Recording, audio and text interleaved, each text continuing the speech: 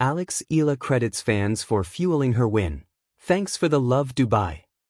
Eala defeats world number 8 Jasmine Paolini and Serena Sirsti at the Dubai Tennis Championships.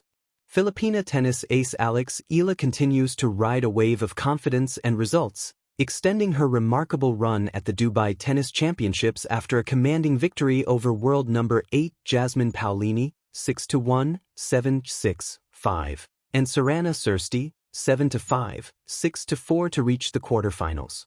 The win over Paolini not only marked one of the biggest upsets of the tournament but also pushed the 20-year-old's live ranking up to number 38.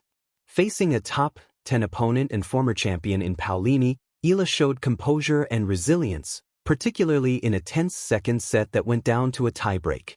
During her on-court interview after the match, Eala reflected on the emotional intensity of the contest. All the emotions are coming because the tension was so high, especially during that second set. So I'm really happy to have gotten through. Paolini is a great opponent, obviously, being top 10 and a former champion here. So to be able to compete with her at this level is a great achievement for me.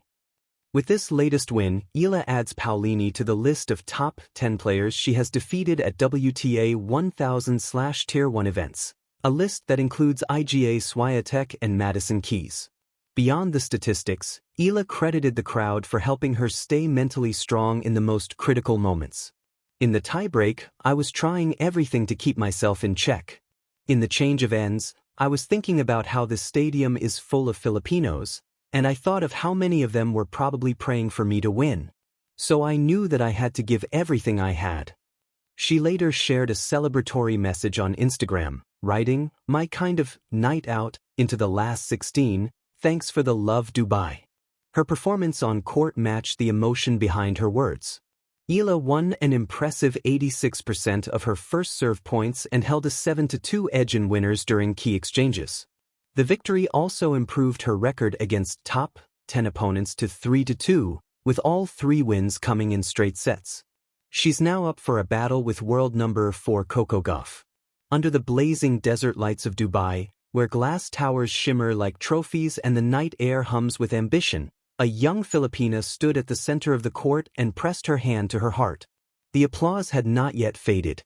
The scoreboard still glowed with proof of her triumph. But what echoed louder than the cheers was her voice, steady, grateful, radiant. "Thanks for the love, Dubai." It was more than a polite post-match gesture. It was a declaration, a bridge between athlete and audience, between effort and embrace. And at the center of it all was Eala, a rising star whose journey from hopeful prodigy to international contender has been powered not only by forehands and footwork, but by faith, her own and that of the fans who believe in her. A city of gold, a moment of grit. Dubai is known for its audacity. It builds islands shaped like worlds, towers that scrape the sky, and dreams that seem too big for gravity.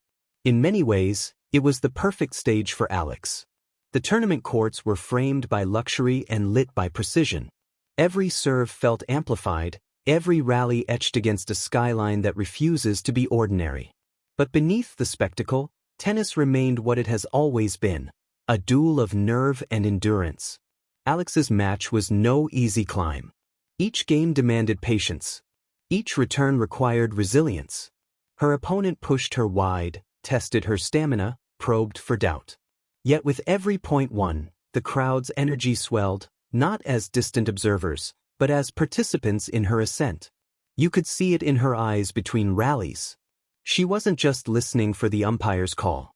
She was absorbing the rhythm of the stands, the applause after a daring cross-court winner, the collective gasp at a near miss, the chant that rose softly but insistently, "Let's go, Alex." The sound of belief. Athletes often speak of momentum as something internal, a surge of confidence, a shift in strategy, a mental breakthrough. But sometimes, momentum has a voice. Sometimes, it wears the colors of different nations and speaks in accents from across the world. In Dubai, Alex found herself buoyed by a mosaic of supporters, Filipinos waving flags, expatriates cheering with pride, curious tennis fans drawn in by her fierce calm. The love was not confined to nationality. It was universal admiration for courage under pressure. There is something uniquely powerful about hearing your name chanted in a city far from home. For Alex, who has long carried the hopes of Philippine tennis on her shoulders, the moment was both humbling and electrifying. The cheers reminded her that her journey is watched, celebrated, and shared. And so when the final point was secured, when her opponent's return drifted long and the match was hers, Alex didn't collapse in solitary relief. She turned outward. She smiled. She waved. Thanks for the love, Dubai. More than a win. A victory on paper counts rankings and statistics. It measures aces, double faults, break points converted. But a victory in spirit measures connection.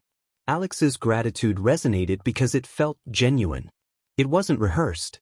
It wasn't a line from a media script.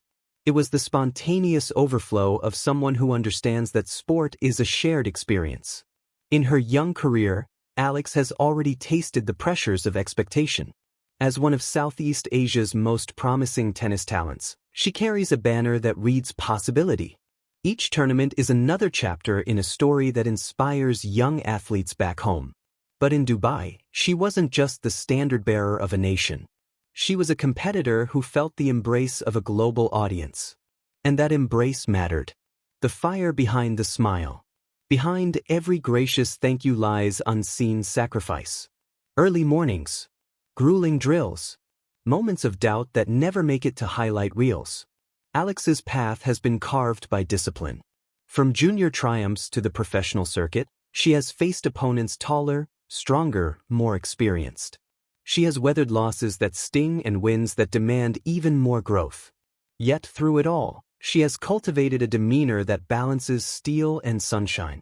On court, her intensity sharpens.